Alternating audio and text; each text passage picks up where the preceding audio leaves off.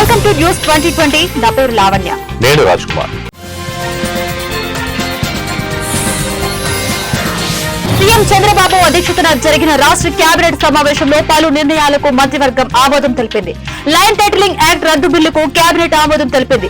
కొత్త ఇసుక విధానం అమలుకు ఆమోదం లభించింది. నూతన ఇసుక పాలసీ అమలు కోసం త్వరలోనే విధి విధానాలు రూపొందించాలని మంత్రివర్గం నిర్ణయించింది.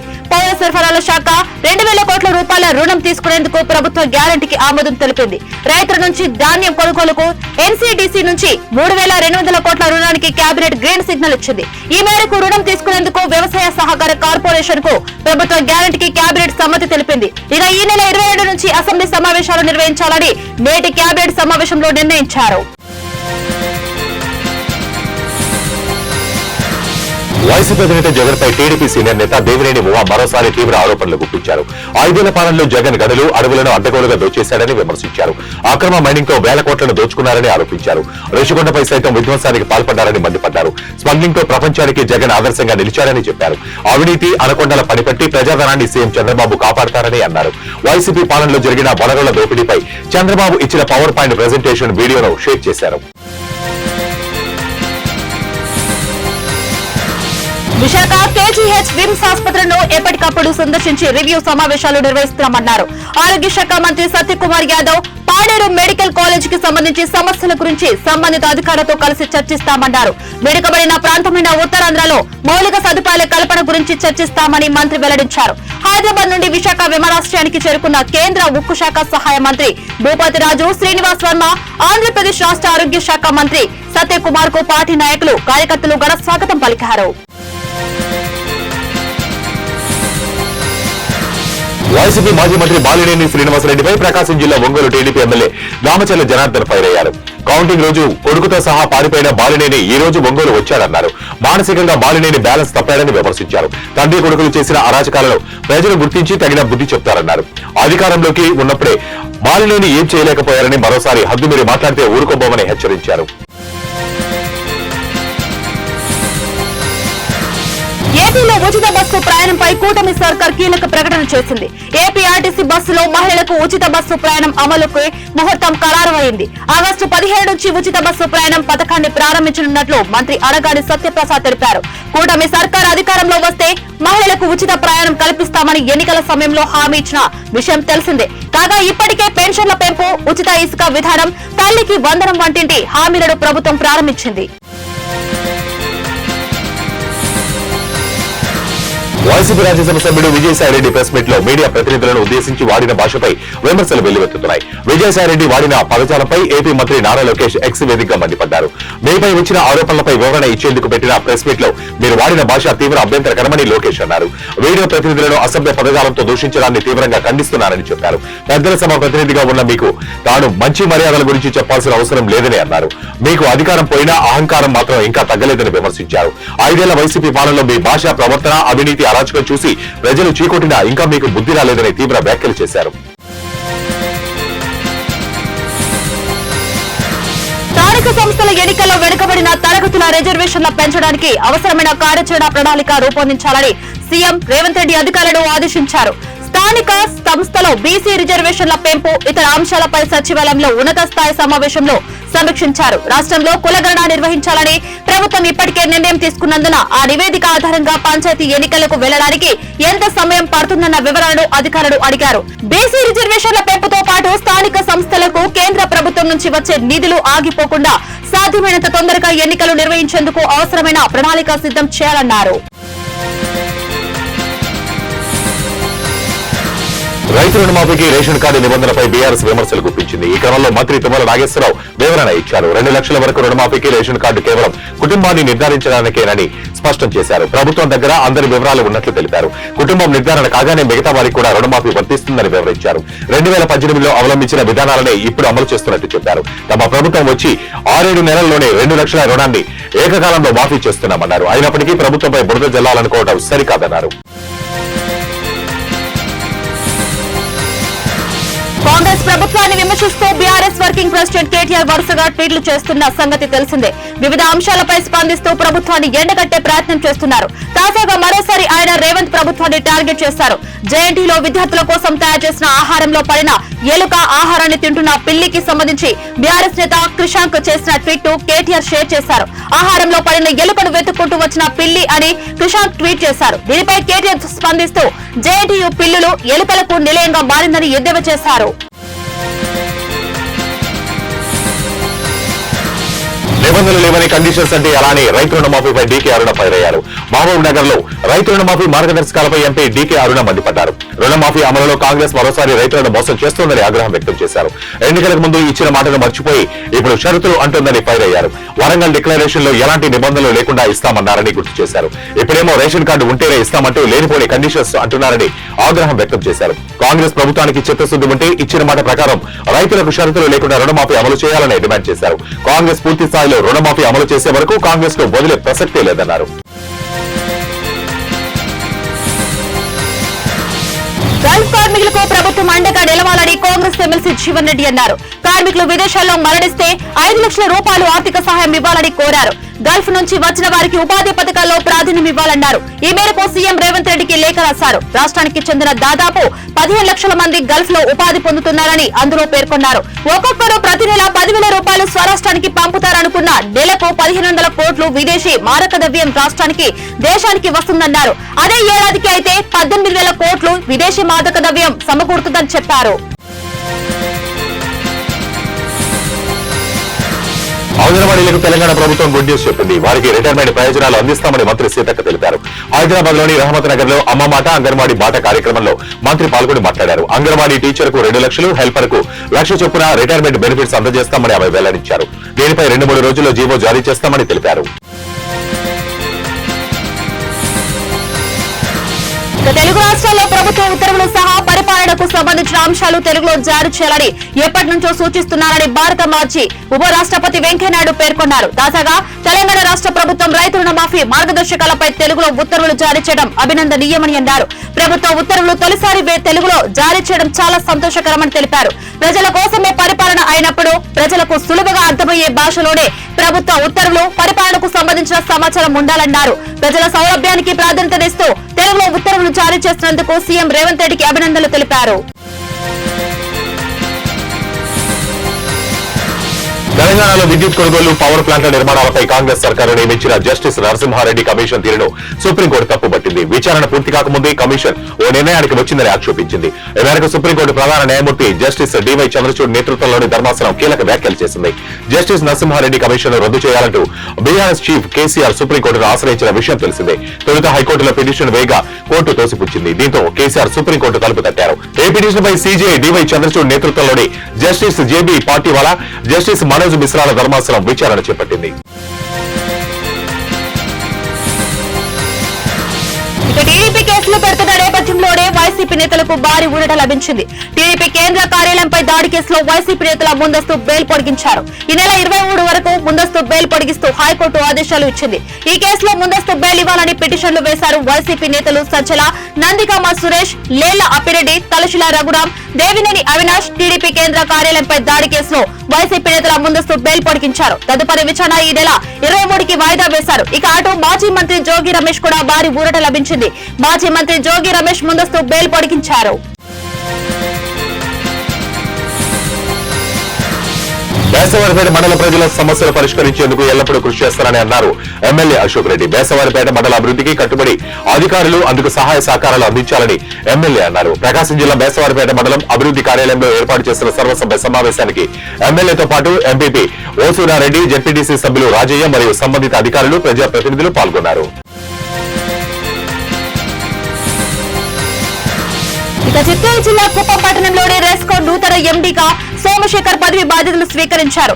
ఏపీఎస్ పీడీసీఎల్ తిరుపతి నందు ఇంజనీర్ గా విధులు నిర్వహిస్తున్న ఆయన APS PDCL chairman, managing director ఉత్తర్వుల మేరకు కుప్పం రెస్కో ఎండీగా పదవి బాధ్యతలు స్వీకరించారు. గత ప్రభుత్వ హయాంలో రెస్కో పరిధిలో పలు అవకతవకలు జరిగినట్టు ఇప్పటికే ప్రాథమిక విచారణలో తేటతెల్లమైంది. ఈ విచారణలో భాగంగా రెస్కో పర్సన్ ఇన్ఛార్జ్ చిత్తూరు జిల్లా జాయింట్ కలెక్టర్ శ్రీనివాసులు అభ్యర్థన మేరకు సోమశేఖర్ ను రెస్కో ఎండీగా నియమిస్తూ సంబంధిత అధికారులు ఉత్తర్వులు జారీ చేసినట్టు తెలుస్తోంది.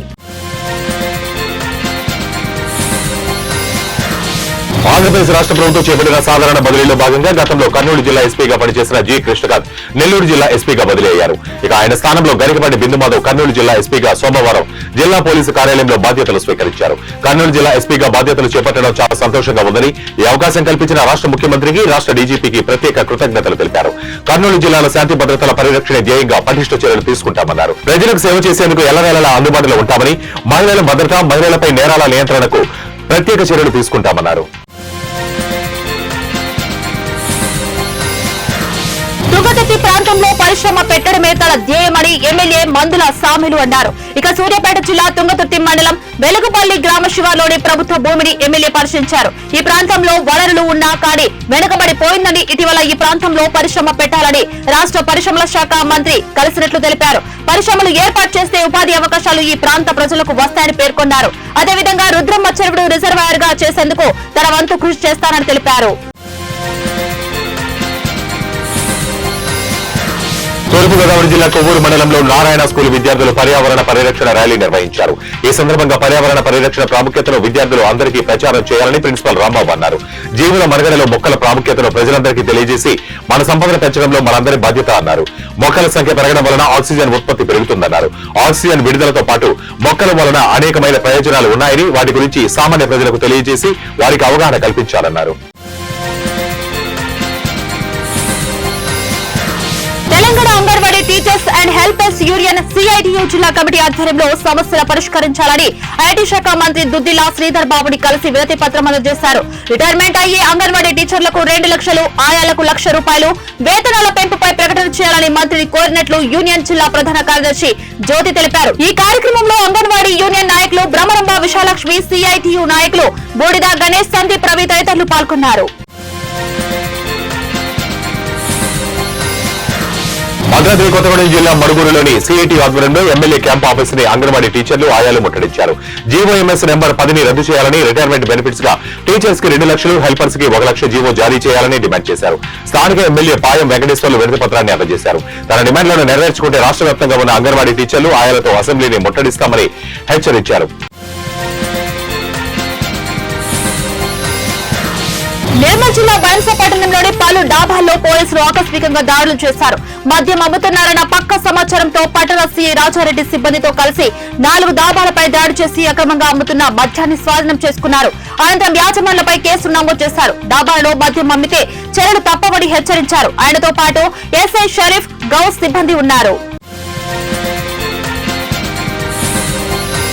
నంద్యాల జిల్లా ముచ్చుమరి గ్రామంలో 8 సంవత్సరాల బాలిక ఆచూకీని వెంటనే కనిపెట్టాలని కర్నూలు కలెక్టర్ కార్యాలయం ముందు వాల్మీకి సంఘాల ఆధ్వర్యంలో ధర్నా చేశారు. బాలిక అదృశ్యమై 10 రోజులైనా ఇంతవరకు ఆచూకీ కనిపెట్టలేకపోవడం ఏంటని వారు ప్రశ్నించారు. పోలీసులు వెంటనే స్పందించి బాలిక ఆచూకీ కనుగొని బాధిత కుటుంబ సభ్యులకు న్యాయం చేయాలని కోరారు. ఈ కేసులో పూర్తిగా దర్యాప్తు చేసి దోషులు ఎంత పెద్ద వారైనా కఠినంగా శిక్షించాలని కోరారు. ఏపీ ప్రభుత్వ వసతి గృహ విద్యార్థుల సమస్యల పరిష్కారం కోరుతూ వచ్చే నెల 6న అన్ని జిల్లా కలెక్టరేట్ల వద్ద శాంతియుత ధర్నాలు నిర్వహించాలన్నారు ఏఐఎస్ఎఫ్ రాష్ట్ర అధ్యక్షుడు జాన్సన్ బాబు. ఈ నెల 20వ తేదీ నుండి 30వ తేదీ వరకు రాష్ట్ర వ్యాప్తంగా ప్రభుత్వ వసతి గృహాల్లో విద్యార్థులతో ముఖాముఖి నిర్వహించనున్నట్లు తెలిపారు. దీని ద్వారా విద్యార్థులు ఎదుర్కొంటున్న సమస్యలు తెలుసుకుని వాటిని ప్రభుత్వం దృష్టికి తీసుకువెళ్తామన్నారు. ఇప్పటికైనా ప్రభుత్వ హాస్టల్స్ కు సొంత భవనాలు నిర్మించి మెనూ సక్రమంగా అమలు చేయాలని, హాస్టల్లో మౌలిక వసతులు కల్పించాలని డిమాండ్ చేశారు. గుంటూరు జిల్లా చేబేలు మండలంలో అనుమానాస్పద స్థితిలో మరణించిన శైలజకు న్యాయం చేయాలని కొత్తరెడ్డిపాలెం గ్రామస్తులు గుంటూరు ప్రభుత్వ ఆసుపత్రి మార్చురి ముందు ధర్నా చేపట్టారు. మార్చురి మెయిన్ రోడ్డుపై బైఠాయించి నిరసన వ్యక్తం చేశారు. మృతురాలి కుటుంబ సభ్యులు న్యాయం చేయాలని రోడ్డుపై భీష్మించి కూర్చున్నారు. మేడ్చల్ జిల్లా గట్కేసర్ పోలీస్ స్టేషన్ లో హైదరాబాద్ పోలీస్ కమిషనరేట్ పరిధిలో పనిచేస్తున్న హోంగార్డ్ అజ్మీరా రాములు హల్చల్ చేశారు. హోంగార్డ్ రాములు కొడుకు వెంకటేష్ ను బంగారు గొలుసు దొంగతనం కేసులో పోలీసులు అరెస్ట్ చేసి రిమాండ్ కు తరలించారు. బంగారం దొంగతనం చేసినందుకు కొడుకును మందలించాల్సిన హోంగార్డు పోలీసులపైనే ఆగ్రహం వ్యక్తం చేశారు. విషయం తెలిసిన వెంటనే హోంగార్డ్ గట్కేసర్ పోలీస్ స్టేషన్ కు చేరుకుని అక్కడి పోలీసులపై విరుచుకుపడ్డారు. ఏలూరు జిల్లా లింగపాలెం మండలం పాక్షా నగరంలో దారుణం జరిగింది. కుటుంబ కలహాల నేపథ్యంలో మరదలి 2 నెలల పసికందును హత్య చేశాడు సిఆర్పీఎఫ్ కానిస్టేబుల్ చల్లపాటి బాలాజీ అనే వ్యక్తి. కానిస్టేబుల్ బాలాజీపై గతంలో కేసు నమోదు కాగా ఆ కేసు నిమిత్తం ఏలూరు కోర్టుకు హాజరయ్యాడు. అక్కడే కానిస్టేబుల్ తన భార్య మామపై దాడికి పాల్పడ్డాడు. అనంతరం పాచానగరంలోని ఇంటికి వచ్చి మరదలిని అత్తపై ఆ వ్యక్తి దాడికి పాల్పడ్డాడు. అదే సమయంలో మరదలి 2 నెలల పసిబాబును పీక నిలిమి చంపేశాడు. ఈ క్రమంలో ఇంట్లో వారు గట్టిగా అరవడంతో గ్రామస్తులు అక్కడికి చేరుకుని పసికందును హత్య చేసిన సిఆర్పీఎఫ్ కానిస్టేబుల్ బాలాజీకి గ్రామస్తులు దేహశుద్ధి చేశారు. కడప జిల్లా బద్వేలు గోపవరం మండలంలోని ప్రాజెక్ట్ కాలనీ 2లో విద్యుత్ షాక్ కు గురైన మన్యం అశోక్ మృతి చెందాడు. ఇంటి వద్ద తాగునీరు కోసం ఉపయోగించే మోటార్ కు మరమ్మతులు చేస్తుండగా ఒక్కసారిగా షాక్ కు గురయ్యాడు. అది గమనించిన స్థానికులు వైద్య నిమిత్తం కొరకు హుటాహుటిన బద్వేలు ఆసుపత్రికి తరలించారు. అశోక్ కు పరీక్షించిన డాక్టర్లు అప్పటికే మృతి చెందినట్లు తెలిపారు. అతనికి భార్య, 3 పిల్లలు ఉన్నారు. కుటుంబానికి పెద్ద దిక్కుగా ఉన్న వ్యక్తి మృతి చెందడంతో కుటుంబ సభ్యులు రోదళ్లు మిన్నంటాయి. కాగా ఇదే గ్రామంలో వరుస విద్యుత్ ప్రమాదాలతో వ్యక్తులు మృతి చెందడంతో గ్రామస్తులు ఆందోళన చెందుతున్నారు.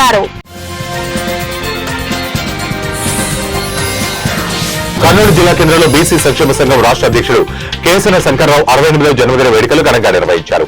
పట్టణంలోని కీర్తన అనాథాశ్రమంలో రాష్ట్ర ఉపాధ్యక్షుడు గుడిసె శివన్న, జిల్లా అధ్యక్షుడు కొత్తపల్లి దేవేంద్ర ఆధ్వర్యంలో కేకును కట్ చేశారు. అనంతరం విద్యార్థులకు అల్పాహారం అందజేశారు. కేసన శంకర్రావు బీసీల సమస్యల కోసం నిరంతరం పోరాడుతూ ఎన్నో ప్రశంసలు అందుకున్న వ్యక్తిని వారు కొనియాడారు. ఎల్లప్పుడూ బీసీలకు అందుబాటులో ఉంటూ రాష్ట్ర నలుమూలల నుంచి ఎన్నో కార్యక్రమాలు, ఉద్యమాలు చేశారని గుర్తు చేశారు. నాగార్జునసాగర్ శ్రీశైలం పెద్దపీడ అభయారణ్యం పరిధిలోని గంజివారిపల్లి అటవీ క్షేత్రంలో వెలిసిన పాలంకలో తొలి ఏకాదశి ఉత్సవాలు ప్రారంభం కానున్నాయి. వచ్చే భక్తులు ఎలాంటి ప్లాస్టిక్ వస్తువులు తీసుకుని రావద్దని దోనాల సబ్ డిఎఫ్ఓ వేడి తెలిపారు. ఇక పెద్దపీడ అభయారణ్యంలో మద్యపానం, వంట చేయడం, బస చేయడాన్ని నిషేధించినట్లు తెలిపారు. నడిచే వేళ యాత్రికులకు ప్రవేశం లేదని సూచించారు. నిర్మల్ జిల్లా లోకేశ్వరం మండలంలోని కనకాపూర్ గ్రామంలో పేర్ల పండుగ ఘనంగా నిర్వహించారు. చిన్న పెద్ద తేడా లేకుండా డప్పు చెప్పులతో అలాయి చుట్టూ యువకులు చిందులు వేస్తూ ఉత్సాహంగా గ్రామంలోని ప్రధాన వీధుల గుండా భక్తి శ్రద్ధలతో శోభాయాత్ర నిర్వహించారు. ఈ కార్యక్రమంలో గ్రామ పెద్దలు, యువకులు, మహిళలు తదితరులు పాల్గొన్నారు. తిరుమల శ్రీవారి భక్తులకు బిగ్ అలర్ట్ జారీ చేసింది టీటీడీ. కలియుగ వైకుంఠం తిరుమలలో భక్తుల రద్దీ కొనసాగుతుంది. తిరుమల వైకుంఠం క్యూ కాంప్లెక్స్ లోని 31 కంపార్ట్మెంట్లలో వెలుపల క్యూ లైన్ లో వేచి ఉన్నారు శ్రీవారి భక్తులు. టోకెన్లు లేని భక్తులకు శ్రీవారి సర్వదర్శనం కోసం 18 గంటల సమయం పడుతుంది. శ్రీనివాసుని సర్వదర్శనం కోసం కంపార్ట్మెంట్లన్నీ నిండిపోయాయి. నిన్న 75,054 మంది భక్తులు స్వామివారిని దర్శించుకున్నారు. 26,239 మంది తలనీలాలు సమర్పించుకున్నారు. నిన్న శ్రీవారి హుండీకి 4.72 కోట్ల రూపాయల ఆదాయం వచ్చిందని టీటీడీ వెల్లడించింది. ఆంధ్రప్రదేశ్ లోని శ్రీశైలం మల్లికార్జున స్వామి ఆలయంలో అద్భుతం చోటు చేసుకుంది. మల్లికార్జున స్వామి చెంతకు వాసుకి చేరుకుంది. స్వామి ప్రతిరూపమైన లింగాన్ని చుట్టుకుని కనిపించడంతో భక్తులు భయమర్చిపోయారు. ఈ అరుదైన దృశ్యాన్ని చూసేందుకు భక్తులు ఎగబడ్డారు. నంద్యాల జిల్లా నల్లమల అడవుల్లోని ప్రసిద్ధ శ్రీశైల క్షేత్రం నిత్యం భక్తులతో కిటకిటలాడుతుంది. ఈ క్షేత్రంలోని పాతాళగంగ వద్ద చంద్రలింగం ఉంది. భక్తులు నిత్యం దర్శించుకునే ఈ లింగం వద్ద అద్భుతం జరిగింది. చంద్రలింగాన్ని దర్శించుకోవడానికి వెళ్లిన భక్తులకు లింగాన్ని చుట్టుకున్న నాగుపాము కనిపించింది. ఇది చూసి మల్లికార్జున స్వామి వద్దకు వాసుకి వచ్చి చేరిందని విశ్వసిస్తూ భక్తులు తన్మయత్వం చెందారు. ఈ విషయం తెలిసి భక్తులు ఆలయానికి పోటెత్తారు. చాదరికట్లోని రేణుక ఎల్లమ్మ దేవాలయంలో రేణుక ఎల్లమ్మ కళ్యాణం ఎంతో వైభవంగా జరిగింది. ఆలయ వ్యవస్థాపక అధ్యక్షుడు ఆర్ఎల్లి అంజయ్య ఆధ్వర్యంలో ఈ కార్యక్రమం నిర్వహించారు. ఈ సందర్భంగా రేణుక ఎల్లమ్మ దేవాలయం భక్తులతో కిటకిటలాడింది. 27 సంవత్సరాలుగా నిరాటకంగా కళ్యాణం నిర్వహిస్తున్నట్లు వివరించారు. ఈ కళ్యాణానికి వివిధ ప్రాంతాల నుండి అధిక సంఖ్యలో భక్తులు, ప్రజాప్రతినిధులు, నాయకులు పాల్గొని అమ్మవారిని దర్శించుకున్నారు. ఈ సందర్భంగా ఆలయ వ్యవస్థాపకులు అంజయ్య వారిని శాలువాలతో సత్కరించారు.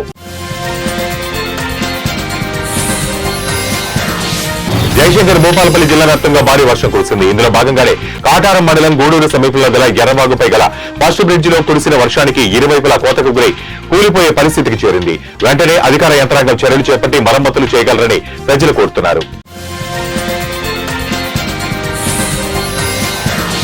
బంగాళాఖాతంలో అల్పపీడనం ఏర్పడటంతో ఏపీ వ్యాప్తంగా ఎడతెరిపి లేకుండా వర్షాలు కురుస్తున్నాయి. 2 రోజులుగా రాష్ట్రంలో ముసురు పట్టింది. ఈ నెల 19న పశ్చిమ మధ్య వాయువ్య బంగాళాఖాతంలో మరో అల్పపీడనం ఏర్పడే అవకాశం ఉంది. దీని ప్రభావంతో రాబోయే 5 రోజుల్లో రాష్ట్రంలో విస్తారంగా వర్షాలు కురుస్తాయని అమరావతి వాతావరణ కేంద్రం అధికారులు తెలిపారు. బుధవారం కోస్తా జిల్లాలో భారీ వర్షాలకు అవకాశం ఉందని పేర్కొన్నారు. గురు శుక్రవారాల్లో కోస్తా జిల్లాలో భారీ నుంచి అతి భారీ వర్షాలు కురుస్తాయని ప్రకటించారు. సముద్రం అలజడిగా ఉంటుందని, మత్స్యకారులు వేటకు వెళ్లరాదని హెచ్చరికలు జారీ చేశారు. ఐక్యరాజ్య సమితి 79వ సర్వసభ్య ప్రతినిధి సభ అత్యున్నత స్థాయి సమావేశాలకు ప్రధాని మోడీ హాజరు కానున్నట్లు తెలిసింది. ఈ అంతర్జాతీయ వేదికపై సెప్టెంబర్ 26వ తేదీన మోదీ ప్రసంగించనున్నట్లు సమాచారం. ఈ మేరకు యుఎన్ విడుదల చేసిన ప్రొవిజనల్ జాబితాలో భారత ప్రధాని పేరు కూడా ఉంది. సెప్టెంబర్ 24 నుంచి 30వ తేదీ వరకు ఐరాస జనరల్ అసెంబ్లీ సమావేశాలు జరగనున్నాయి. సెప్టెంబర్ 26వ తేదీ మధ్యాహ్నం భారత దేశాధినేత ప్రసంగం ఉంటుందని ఐరాస విడుదల చేసిన జాబితాలో పేర్కొంది. అయితే ఇది తుది జాబితా కాదు. సమావేశాలకు హాజరయ్యే ప్రతినిధులు షెడ్యూల్లో ఏమైనా మార్పులుంటే వాటిని సవరించి రానున్న వారాల్లో తుది జాబితాను విడుదల చేస్తారు. ఇటీవలే భారతదేశ ప్రధానిగా మూడోసారి బాధ్యతలు చేపట్టిన మోడీ ఈసారి ఐక్యరాజ్య సమితి భేటీకి హాజరయ్యే అవకాశాలున్నట్లు సమాచారం. జమ్మూ కాశ్మీర్ లోని దోడా జిల్లాలో భద్రతా బలగాలు ఉగ్రవాదుల మధ్య జరిగిన ఎదురు కాల్పులో 4 సైనికులు అమరులయ్యారు. ఇందులో ఓ ఉన్నత స్థాయి అధికారి ఉన్నారు. మరికొందరికి గాయాలయ్యాయి. దెస్సా ప్రాంతంలో ఉగ్రవాదులు నక్కినట్లుగా సమాచారం అందింది. దీంతో పోలీసులు సైనికులు కలిసి నిర్బంధ తనిఖీలు ప్రారంభించారు. ఉగ్రవాదులు ఎదురుపడి కాల్పులకు తెగబడ్డారు. దీంతో భద్రతా బలగాలు కాల్పులు ప్రారంభించారు. 2 రోజుల క్రితం అమెరికా మాజీ అధ్యక్షుడు డొనాల్డ్ ట్రంప్ పై హత్యాయత్నం జరిగిన సంగతి తెలిసిందే.